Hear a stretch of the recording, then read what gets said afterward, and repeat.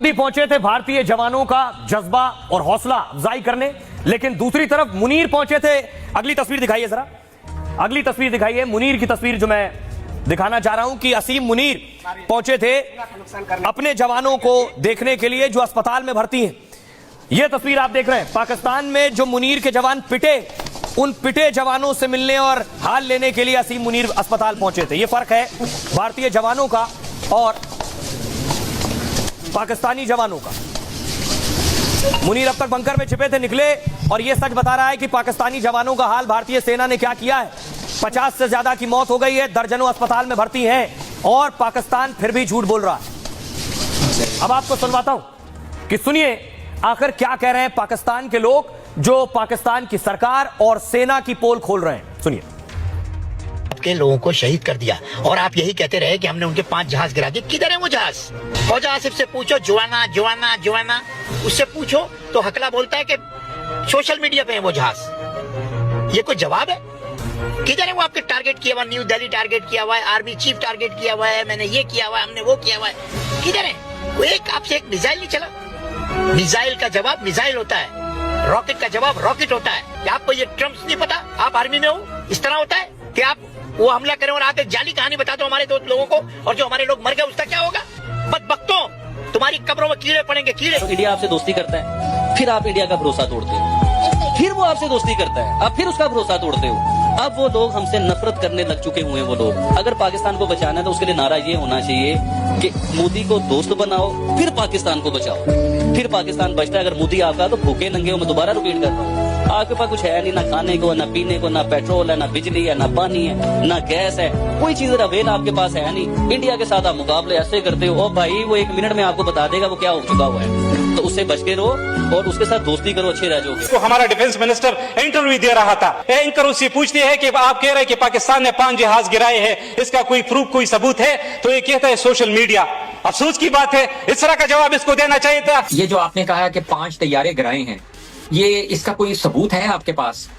तो अब वज़ीर दफा साहब फरमा रहे हैं कि सबूत है हमारे पास। सोशल मीडिया जूतियां मार मार के जो है ना वो उस सियासतदान का हुलिया बिगाड़ दें। भारत ने जो करना था वो किया है, उसने पाकिस्तान के अंदर आगे टारगेट किया है और उन्होंने कामयाब हमला किया। अब शहबाज शरीफ की ये आदत है कि ये जब भी नाकाम होते हैं ना, ये मुबारकबाद दे देते हैं। आप जानते हैं कि तूफान आया एक, और किस तरह का तूफान था ये तो सब जानते हैं। पहले कभी नहीं देखा इस तरह का तूफान। उनको पता है यहाँ से ट्रेनिंगें होती हैं, यहाँ से सब कुछ होता है, वो जो मुजाहिद वगैरह तैयार होते हैं, तो उन्होंने इसको निशाना बना के रखा हुआ था। हमें कुछ सबूत देने की जरूरत नहीं, पाकिस्तान के लोगों ने ही सारा सच बता दिया है। लेकिन पाकिस्तान कैसे झूठ परोस रहा था ये दिखाता हूं।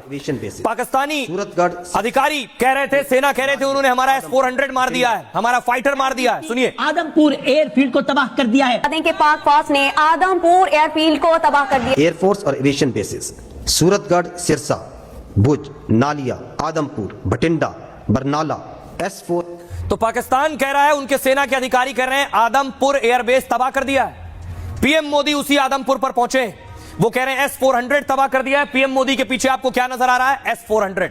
पाकिस्तान का पहला झूठ बेनकाब हो रहा है।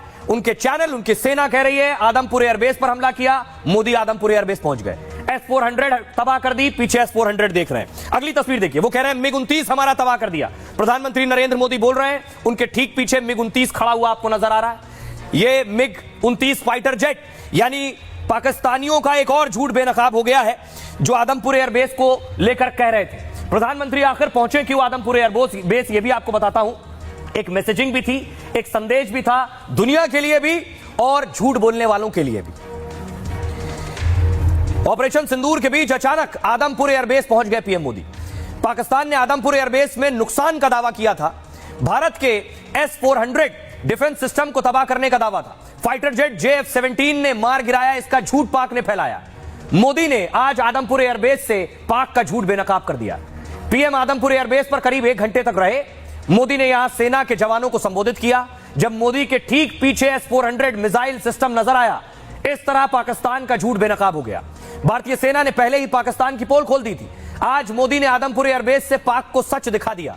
पाकिस्तान के दावे को कर्नल सोफिया ने तभी खारिज कर दिया था, पाकिस्तान के दावे के दिन ही इसे झूठ बताया था।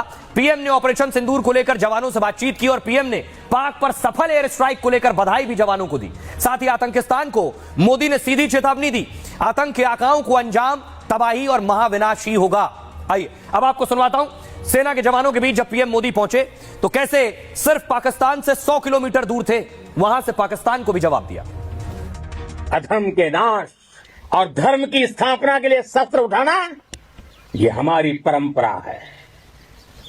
इसलिए जब हमारी बहनों बेटियों का सिंदूर छीना गया तो हमने आतंकियों के फन को उनके घर में घुस के कुचल दिया। वो कायरों की तरह छिप कर आए थे, लेकिन भूल गए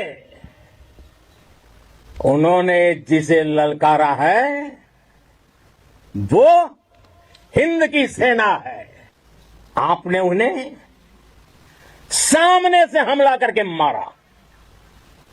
आपने आतंक के तमाम बड़े अड्डों को मिट्टी में मिला दिया। 9 आतंकी ठिकाने बर्बाद हुए, 100 से ज्यादा आतंकियों की मौत हुई। आतंक के आकाओं को अब समझ आ गया है भारत की ओर नजर उठाने का।